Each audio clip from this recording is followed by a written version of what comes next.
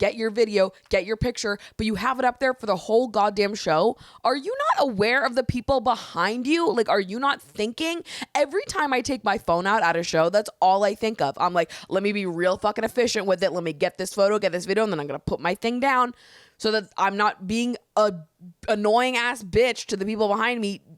It irks me, the lack of social awareness that people have in public spaces. It actually is a major pet peeve of mine.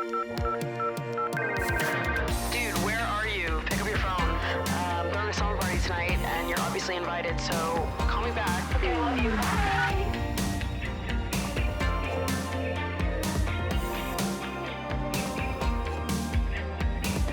What's up, you guys, and welcome back to Emotionally Online, the weekly slumber party for spilling guts and sharing secrets, hosted by yours truly, the one and only Maddie Drossbeck, inventor of sleepovers, keeper of goddamn secrets, okay? And no, I cannot see out of this side of my sunglasses.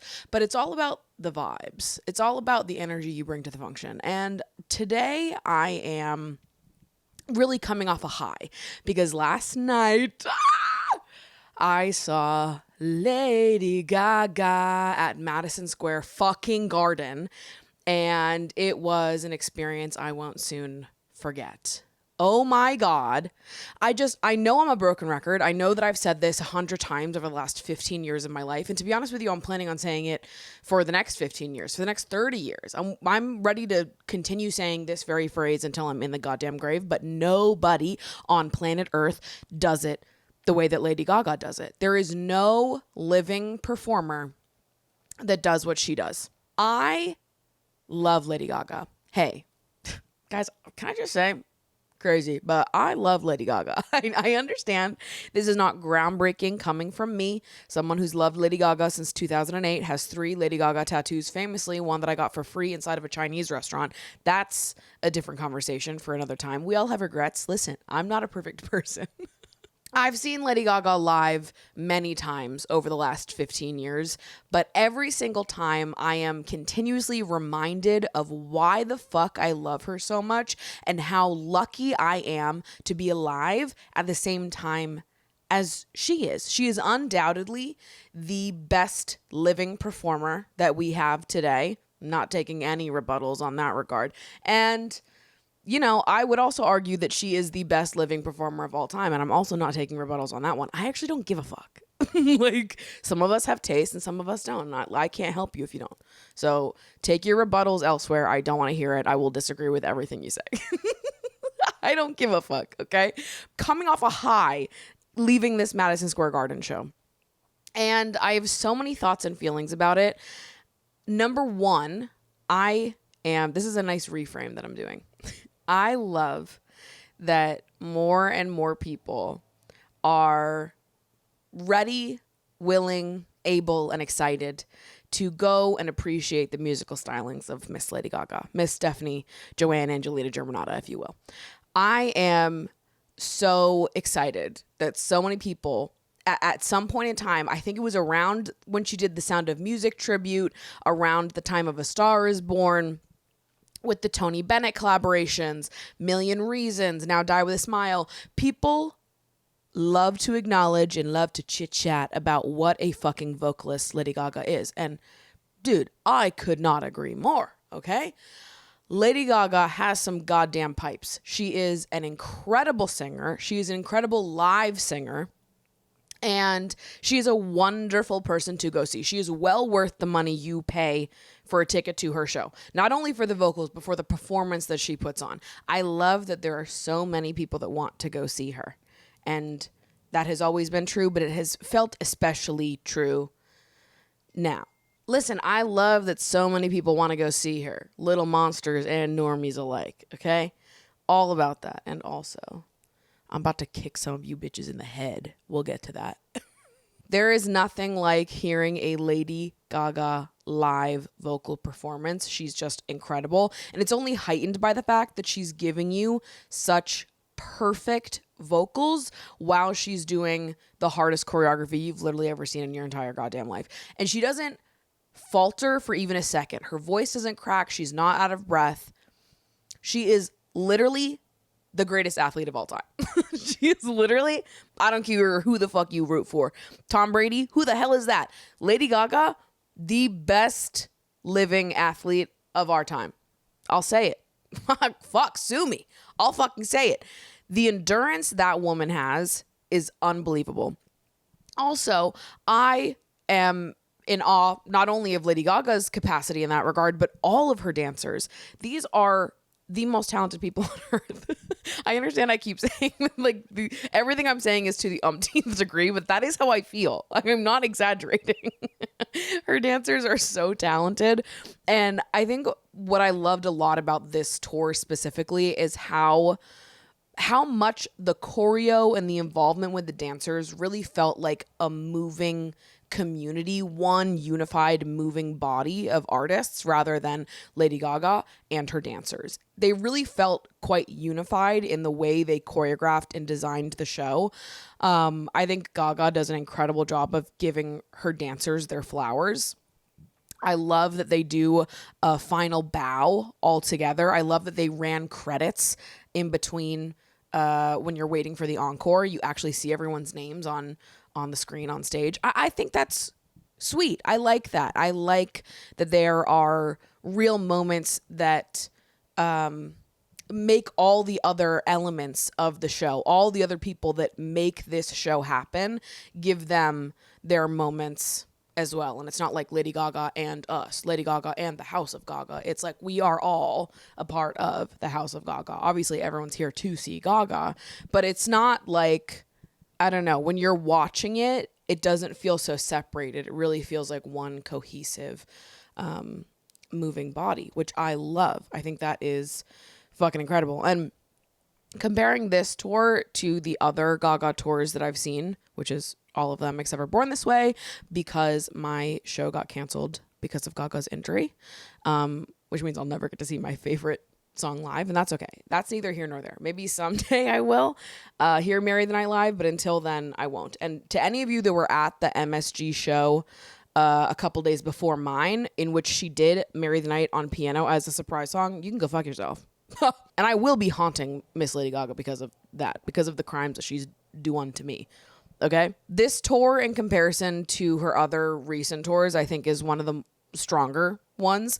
And maybe that's in part because it's in Madison Square Garden, which is a much smaller venue than the last two. Chromatica was in fucking Jersey, MetLife, and then Joanne was at Citi Field in Queens. So these are like sports stadiums that she was playing at. Her doing MSG is honestly crazy for the, you know, how massive she is, the caliber of her superstardom, if you will. So getting to see her back in a, you know, smaller-ish venue. Madison Square Garden isn't small, but, you know, smaller than the big football and baseball stadiums. It is a different experience getting to observe her in that way. And yeah, I would definitely say this is my favorite tour of hers since Art Rave, which is the last tour that was not in one of those big sports stadiums. So take it or leave it. That's my opinion. But I had a damn good time witnessing both the artist and athlete of our generation just do fucking laps around you other bitches. And I just can't say that enough. Now, back to what I loosely mentioned before. I've got beef with two groups of people after last night. The first group of people I've had beef with several times in the past, but I can't let it go. I can't shut up about it because there were two people next to me during the show. I was in the pit. You'd think that the people that are willing to spend the amount of money that it takes to be in the pit are going to be like hardcore fans, right? Or at least that's what you hope. And let me say, Lady Gaga tickets are not cheap. I got my tickets in the pre-sale. So I got them for face value and I paid $750 per ticket. It's crazy. It was fucking asinine. I justify that because I don't love anybody the way that I love Lady Gaga, and I don't go to concerts. Lady Gaga is the only artist that I will shell out money for to see, period, pretty much, other than like the occasional Charlie XCX, the occasional Wombats. But like, I'm not riding for anyone the way that I'm riding for Gaga. So you know what? When she comes, I will shell out those big dollars and get myself a nice seat on the floor. so that I can be with my people. You think that if you're going to spend that much money on a ticket, you are like roaring and ready to be at a Gaga show. And the thing is when you go to a Gaga show, a lot of people dress up.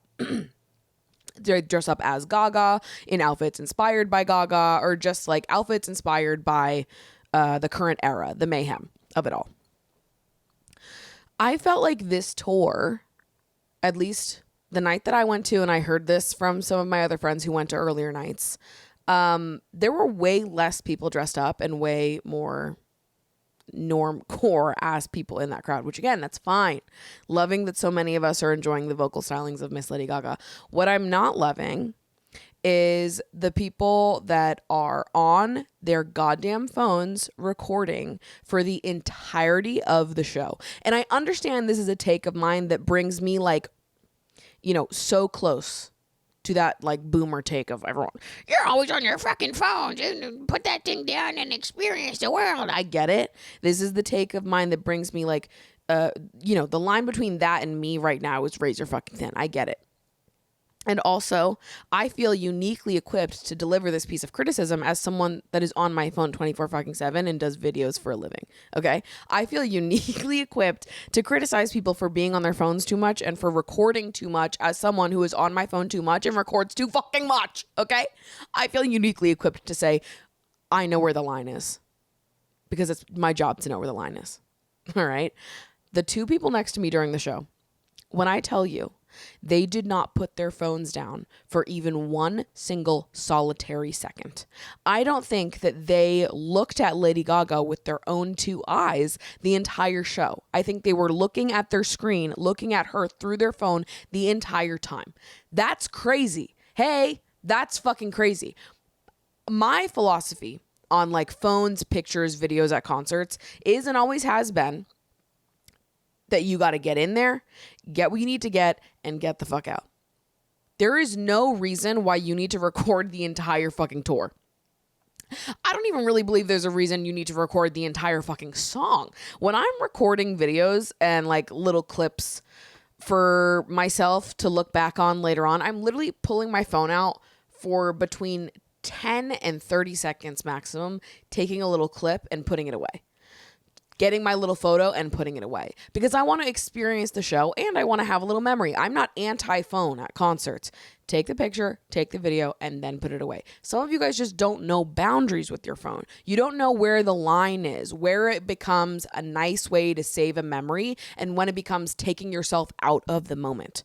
You need to learn how to do both. A phone can be an incredible tool. We don't have to go all the way over to fucking, you know, Grandpa Frederick over here that is so fucking mad that you're living your life through a screen instead of in the moment. He's a dumbass. He doesn't know what he's talking about either. You can use these things, use these tools, this phone that you have in your hand to capture a memory and keep it with you for a lifetime. I understand the power of that. I've had my whole life documented. I fucking get it. It's awesome to be able to look back on these moments that you had, share them with future relatives, kids, friends, whoever it is. Like to look back on your life is a powerful thing. And also, you are never going to watch an hour and a half worth of footage from this Lady Gaga show. And you are missing out actively on memories of being on the fucking floor at the end of the catwalk during the Mayhem Ball and seeing Lady Gaga that up close. This monumental fucking superstar.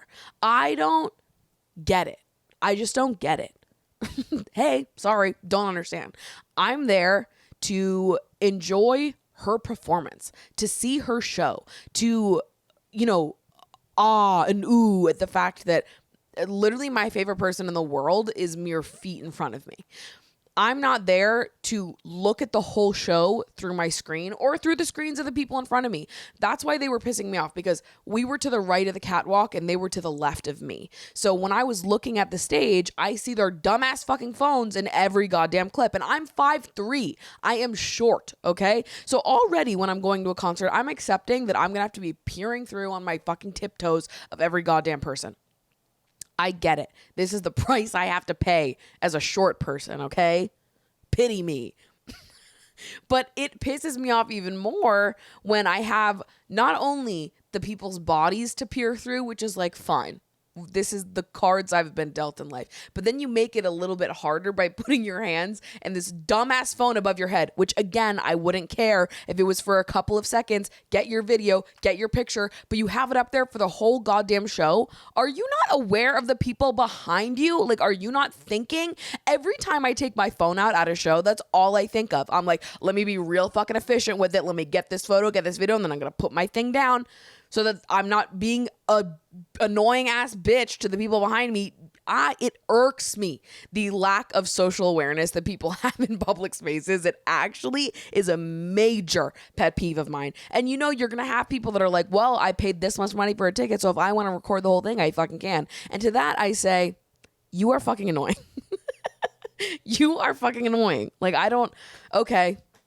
All right, then. I hope you enjoy those shitty iPhone videos that you took, because by the way, I was looking at the quality of their videography, the quality of their photography, and it was doo-doo butt cheeks in that pit. All right, doo-doo butt cheeks. Somehow though, what was more offensive to me was that in between the songs and like the act changes, the tour has like 5 acts, and in between the acts there's like a 1 to 3 minute like musical intermission where there's dancers and Gaga's doing her change in the background, and it's quick. It's not like it takes a million goddamn hours. And please remember, there's other things going on stage. The band is playing. The dancers are there. There's visuals going on. Like, there are other artists performing for us in these intermissions. It's not like the fucking screen goes black and the curtain goes down and everyone's like, well, I guess we'll just wait here in silence. Like, the show is still going on in between the act changes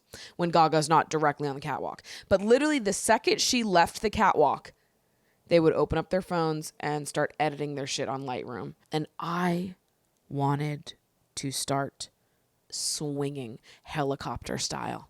I wanted to start just being with my arms in a circle.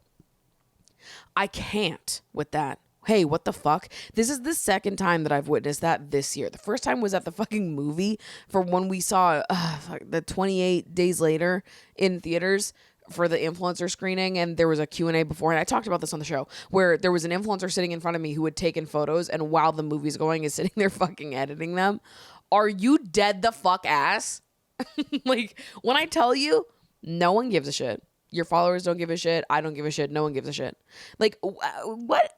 This is where these people also kind of lose their own plot line, where they're like, I paid money for the ticket. I can do whatever I want with it. Like, I want to save these memories for myself forever. And you're also editing them during the show. Like, that's not for you. That you're now curating it for an audience, which again, I'm not going to shame you for. So the fuck do I? But I do that when I get home at night. I do that the next morning when I'm like ready to relive my memories of the night before. I'm not doing it at the show because, hey, that's fucking crazy. That's fucking crazy.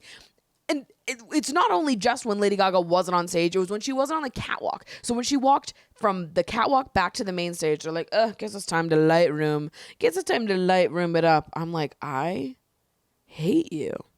I hate you. What the fuck? This is why sometimes I'm like, guys, should we bring back bullying? Because what the hell? Am I crazy? Is this a bad take, or are these people cuckoo bananas? I can't. And my last and final criticism, and this goes back to the normies of it all, which, hey, love their hair queen. And also, I think some of you might have lost your dancing shoes. I think some of you might have left your dancing shoes at home. Because why the hell were so many of you standing still? Holy fuck. Is this the Die With a Smile crowd of it all, where they were like, oh, I love that little song of hers with Mr. Bruno Mars. Let me go buy a ticket to this tour and check it out. And then they stand there the whole time like in a fucking trance. What are we doing? Dance. Dance or die. Did you not fucking hear her? Like, I actually, you guys don't deserve Lady Gaga. You don't deserve Lady Gaga. And actually, it's so easy to spot a super fan versus a fucking fraud versus a fucking Die With a Smiler. And you know what? I get it. Anyone can go to the shows. I'm not even trying to gatekeep and be like, you can't come see Lady Gaga unless you're a mega fan. I'm not even trying to be like that. But I don't care who you are. If you go to a Gaga show and you only know one song, you better be fucking dancing. Like, I can't.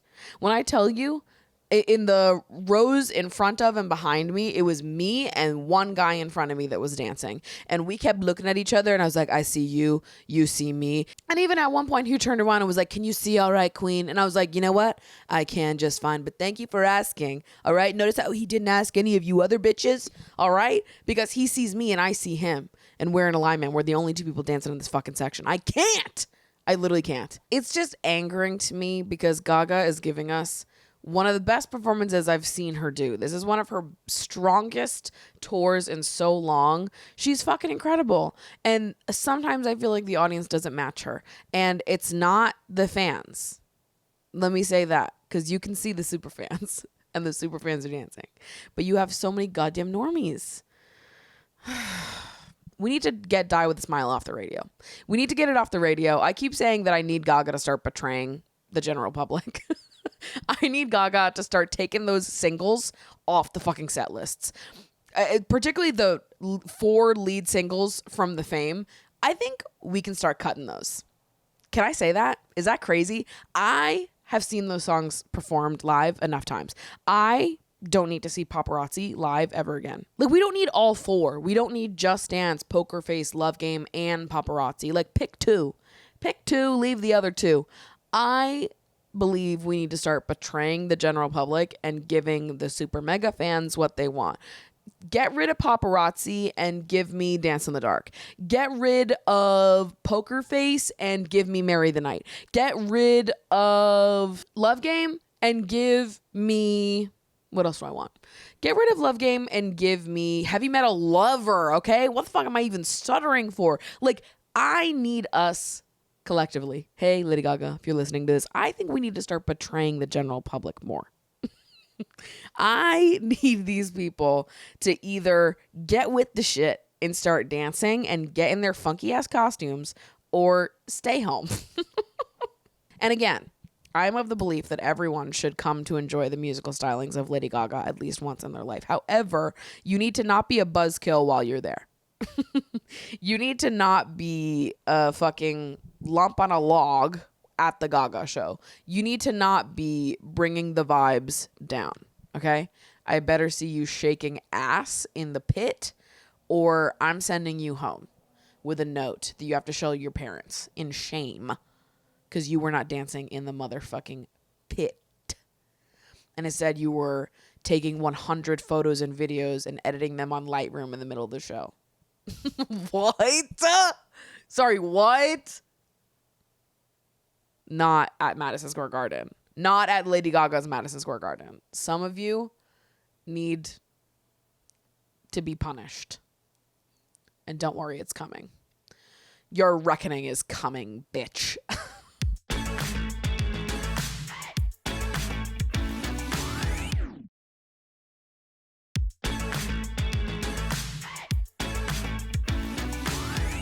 All right, what's the drama? What's the juice? What's been going on in your lives? Let's take a look at this submission box. Hi, Maddie, longtime listener, first-time caller at the Weekly Sleepover. I'm looking for advice on how to better support my partner. My boyfriend and I have been dating for almost 6 months now, and it's been going amazing. We'd been friends for years, so we had a previously established level of trust and connection that's made this a very special relationship for me.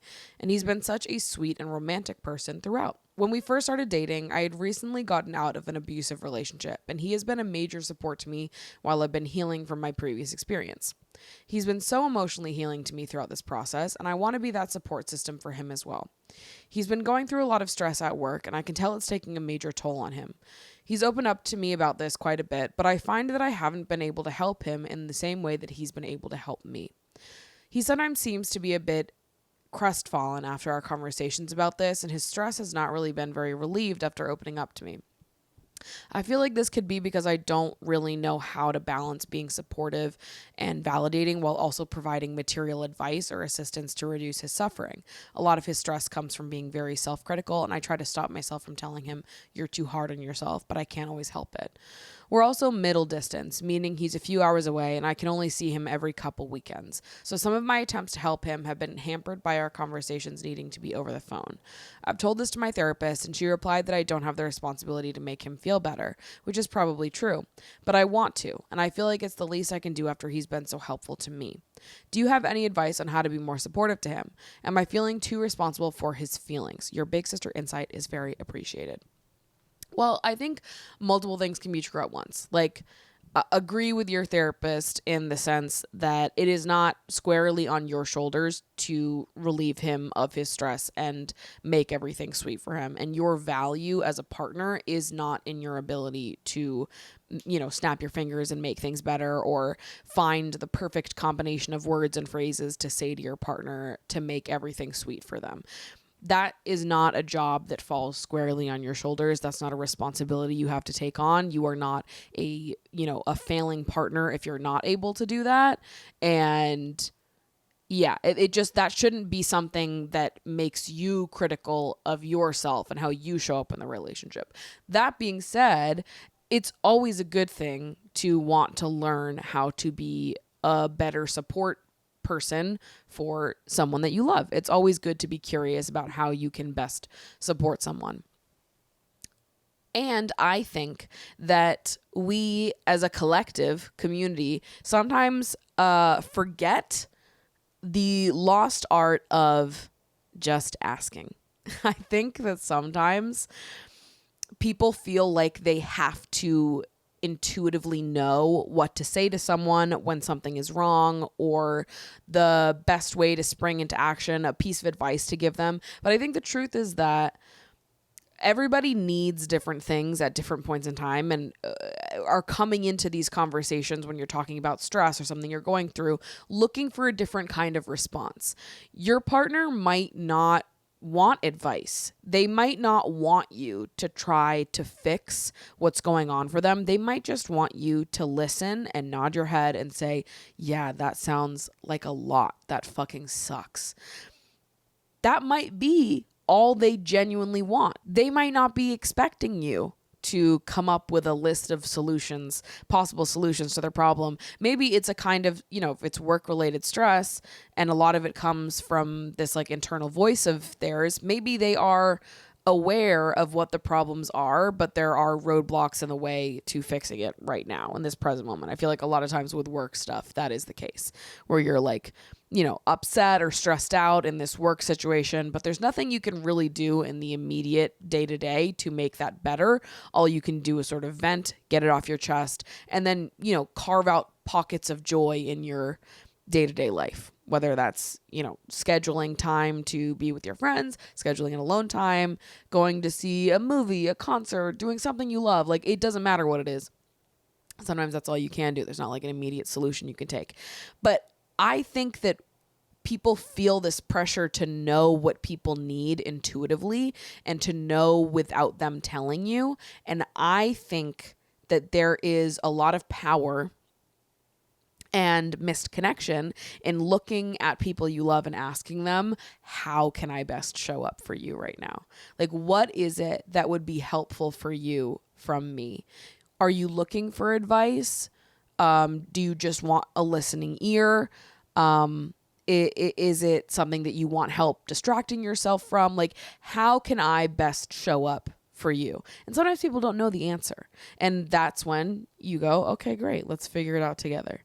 And you can sort of, be present with them, sit in it with them, listen to them. And if you do have something insightful to share with them, then by all means. But you are not required to solve the problems of the people that you love. That's not where your value as a person in their life lies.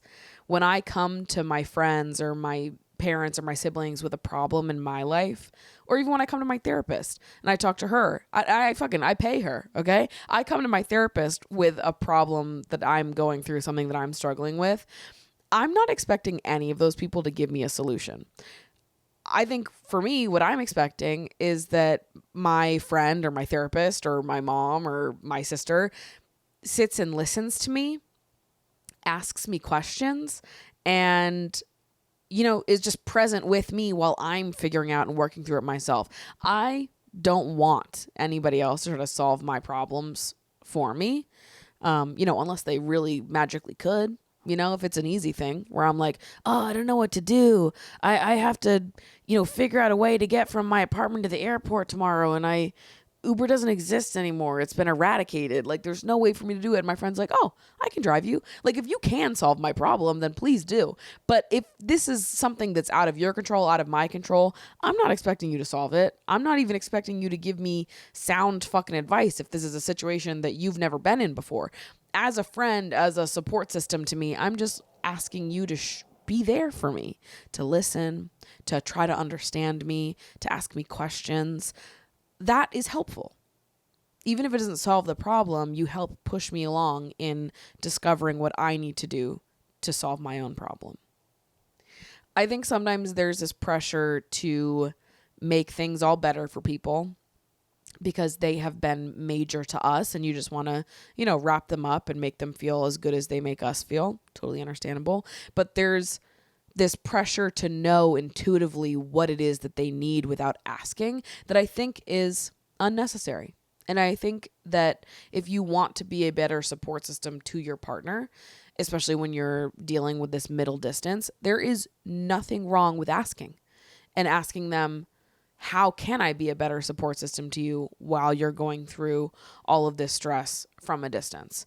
What would be helpful to you? What would feel good? Because whatever it is, I want to do it. But yeah, there's no need to guess. And there's no need to put all that pressure on yourself because it takes a village at the end of the day. Your partner can't rely on only you the same way that you can't rely on only them. That's what I would say.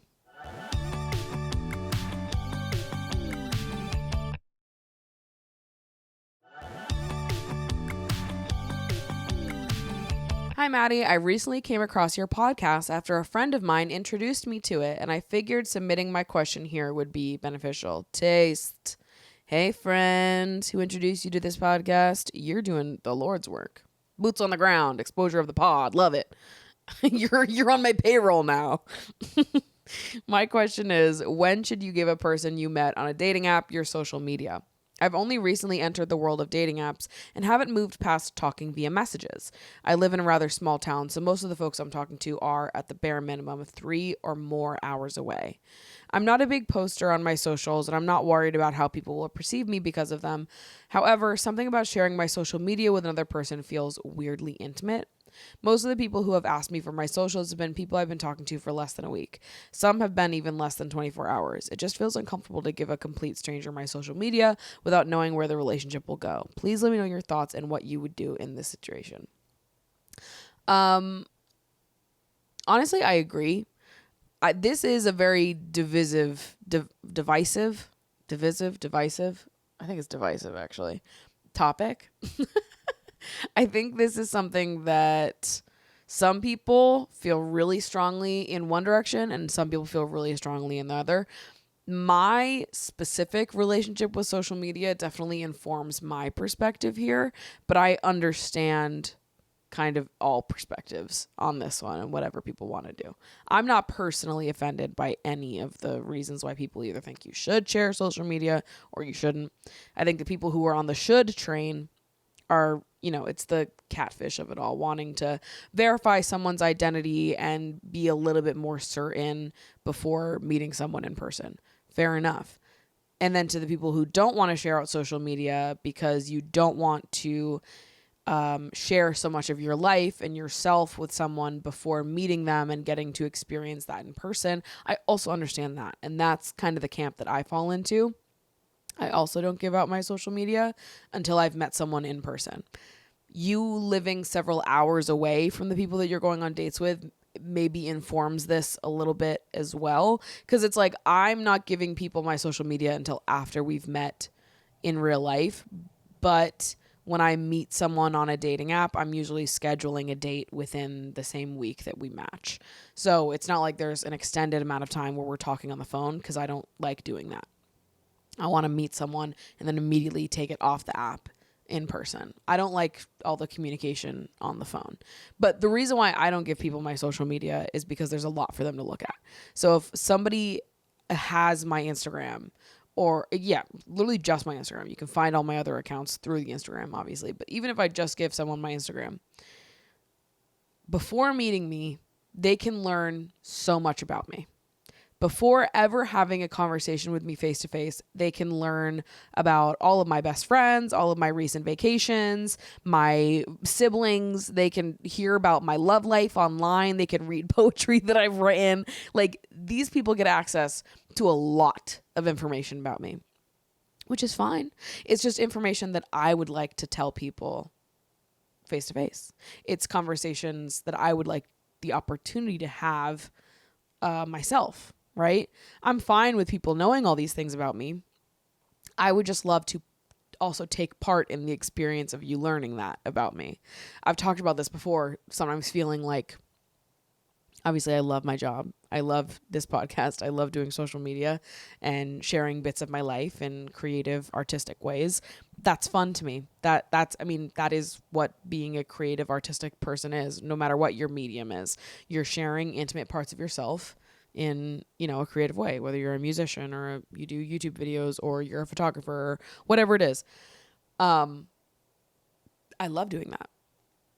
And also, sometimes people that I know will watch my videos or listen to my podcast, and maybe they resonate with something that I say, or they learn something about me and they're like, oh, that's so cool. And if we were in person, they would have a question for me, or they'd be able to relate to me, and we'd have this moment of connection.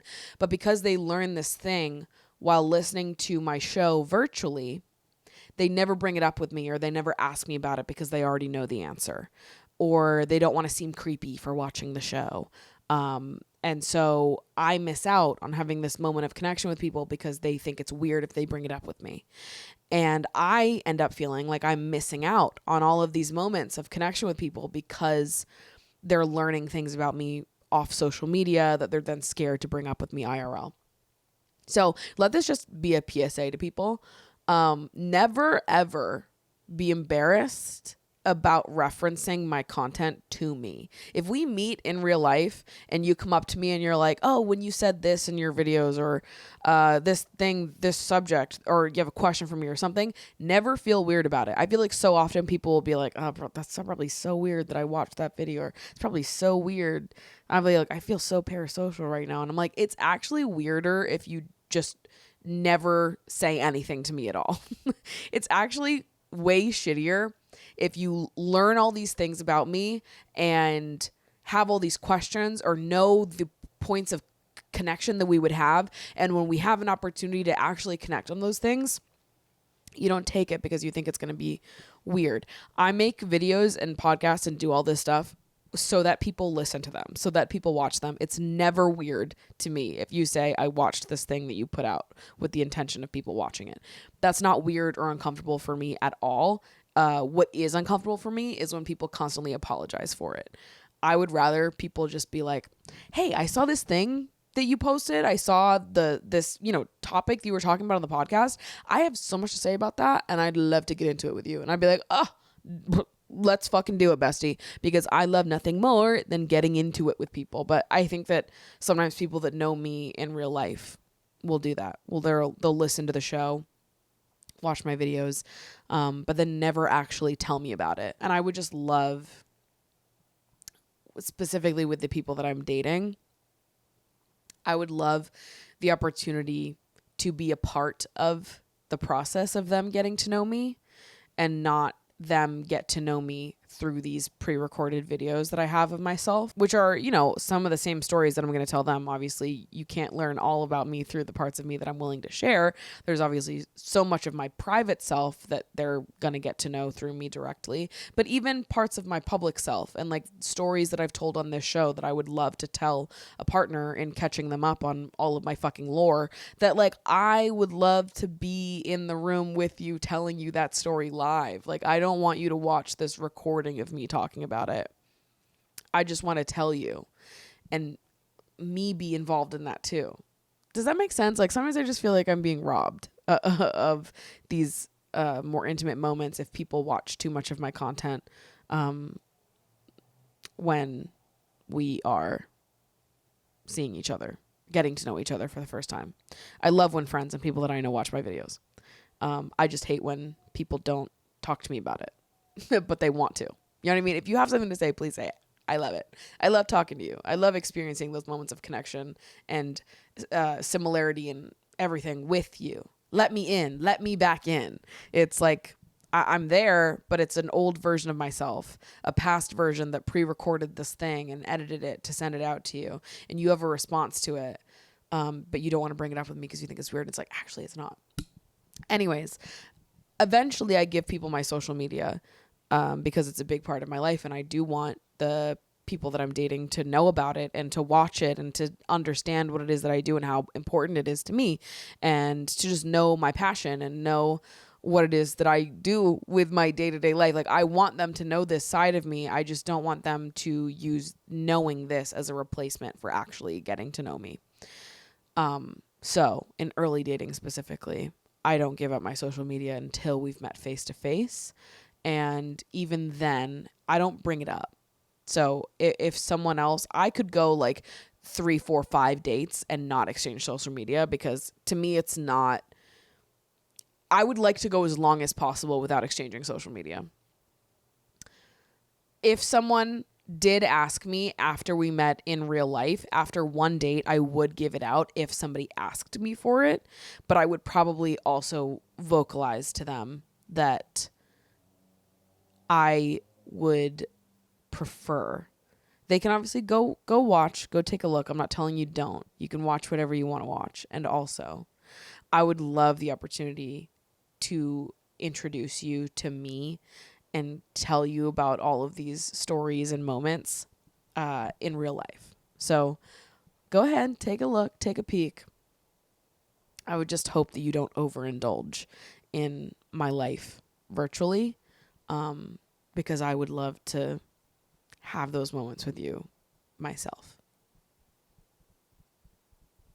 But that's because I post so much. If I posted less, I probably wouldn't have the take that I do have. If I posted less, I might actually have the opposite opinion. But because posting is a part of my job, I I just want to be able to speak for myself, basically, even though it is me speaking, but I don't get to experience that. You know what I mean? Does it make sense? I feel like it does make sense. So I'm not going to gaslight myself. It makes 100% sense, Queen. I was born to understand your visions because they're mine. Anyways, regardless of whatever your reason is, I think that it is fair to want to swap social media or also not want to swap social media. I also hate when people ask me for my number off Hinge. I'll give you my number after we've met up in person. Before we've met up for that first date, I don't want to text you at all. It actually annoys me when people are like, instead of just asking me on a date on Hinge, they're like, what's your number? I'm like, do you need it? You already have a direct pathway to communicate with me and ask me on a date, and you're all fucking distracted about collecting my phone number. How about you get that later on if we deem you worthy of those digits? Okay? Stop being a little freak about it and just ask me out on a date. I need your phone number first so I can ask you out on a date on a different text thread. Like, what? Just ask me out in Hinge. And if we keep seeing each other, then I'll give you my number. I just am like, I don't need to be all intertwined with people I don't know. Actually, okay, as I'm talking through this, I'm realizing the other reason, if I didn't post a lot, why I still wouldn't want to connect with someone on social media. And it's because I hate following strangers. I've talked about this on the Patreon a relatively significant amount recently, like how weird people are with following and unfollowing on social media. Now, I've never personally understood that because I unfollow people like a motherfucker, and it means nothing at all. When I unfollow people, it is literally simply because I don't know you and we don't talk. That's it. Maybe we knew each other at one point in time, but we didn't keep in contact, and then we just don't know each other. And when I go on Instagram, I want to see my friends' posts. And if my feed is clogged up with people I don't know, that sucks. So a lot of times I will follow people. I meet people in passing all the time in life, and I will follow them, but I probably won't stay following them for a long time if we don't actually keep in touch with each other. And I feel like with dating apps, most of those people you don't stay in touch. And then you're just following a bunch of random fucking people. And I would unfollow them, but then they just follow me perpetually forever. These fucking lurkers, watching eyes. I'm going to see Lurker tonight, actually, that movie. I wonder if it connects to what we're saying right now. Interesting. Anyways, I just feel like I don't care to witness the lives of random fucking people that I passed by briefly on a dating app that I don't know. I don't know you. I don't care what you're doing. And you don't have to care what I'm doing either, actually, because you don't know me either. And it's actually totally fine if you want to unfollow me at any given point. I will not be offended at all.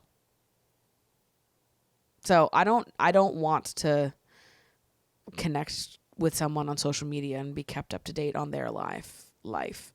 Even if I'm not posting as frequently as I do, and they're the ones that are posting more than I am, like, I don't care. It's like we're either going to meet up and hang out and be something or we're not. And I don't really want to be connected until we meet up. Once we meet up face to face, we can connect. But before that, I'm not really interested. That said, I do understand the other side of this take, the perspective of people that want to connect on social media right away. I also understand that. Different strokes for different folks, I guess.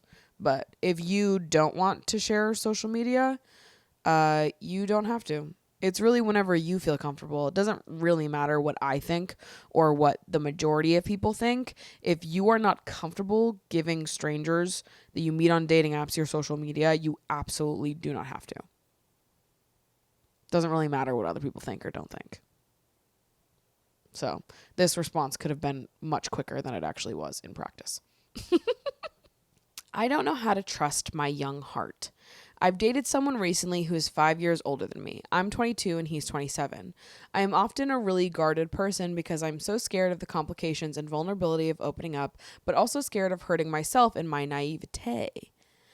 I hate that word. This person came into my life in a beautiful way where I admired who they were so much before I was ever physically attracted to them, and then feelings came organically for me for the first time in years.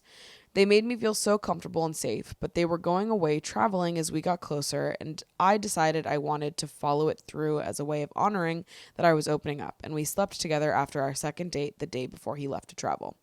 I'd been getting to know him for much longer, and he said so many things that made me feel like I was really seen and respected. Flash forward to him coming back. He seems so much more distant, and he tells me he wants to go slow. But then all he's given me is so much distance and lack of any communication. He said, let's go for coffee, and then has still not asked me when I'm free after an entire month. And we've seen each other around friends since then. We kissed the day he came back, but now I'm feeling so desperate to just end it so that I'm not waiting for him to slowly get around to telling me that he doesn't want anything. But I'm so aware that my brain is much less rational because I'm younger. Am I just feeling too insecure? Is he, as an older person, just happier to take the time he needs to process such a difficult shift in his life? Coming home and was saying, let's be slow enough to communicate that. I can't help but distrust myself because I think my youth makes me erratic, and that stops me saying how I feel. Should I listen to my young heart? Who told you that just because you're young, that makes you inherently irrational and unable to make good decisions? I think that's maybe kind of a self-limiting belief that we need to undo a little bit. Just because you're young doesn't mean that you don't have your finger on the pulse and can tell when something is off. You're 22. You're not 15, like you're not a child. You're a young adult. Did I still have a lot of growing to do when I was 22? Absolutely. But I was not an idiot. So you don't need to treat yourself like you're an idiot. So just to recap myself here. You've known this guy for a while. You were friends. Something sort of bloomed organically over time. You guys ended up going on some dates. After your second date, you had sex. And then he went off traveling. When he came back, he's been super distant. but has still vocalized that he wants to get to know you, but wants to go slow. He said you guys should go for coffee, but then never put in any effort to plan it. So you haven't seen each other over the last month in like a directed way. You've seen each other in passing through mutual friends, but that has been it. And you did see each other the day he came back and you kissed then, but it's been sort of a month of nothing since. You're allowed to feel weird about that. That's allowed to not work for you. You're allowed to want something different than he is giving you right now. What you don't have to do is sit there quietly and just take what he's giving you because you want to appear so rational and level-headed and easygoing. We don't need to do that. For sure, 100%, we do not need to do that. It's fine for him to want to go slow. It's fine for him to want some distance to figure himself out or do whatever the fuck is going on in his life. I don't know what his deal is. That's all fine. What's not fine is the lack of communication and the lack of telling you if he is not ready to date. That's a little bit more than like, oh, I just want to go slow, and then you don't talk for a month. That's not the same thing. And you're not required to sit around and wait while he figures out if he's ready for you or not. I don't know what the deal is there or what's going on, but if I were you and I was interested in someone and they were like, oh, let's just go slow, and we kissed, and then they're like, okay, we'll go to coffee soon, and then I don't hear from them for a month, I would be done with that. Personally, I would not be sitting around waiting for someone that is not putting in effort to get to know me and progress things. If you're not ready for something, that's fine, but I'm not gonna move at this glacial pace and wait around for you just because you're not ready. We're not on the same page. We're not ready for each other. Okay, I'm gonna go off and do my own thing then. You are not required to wait until he wants you. You are not required to wait around and just be agreeable and patient and be like, oh, maybe I'm being irrational. No, you're not.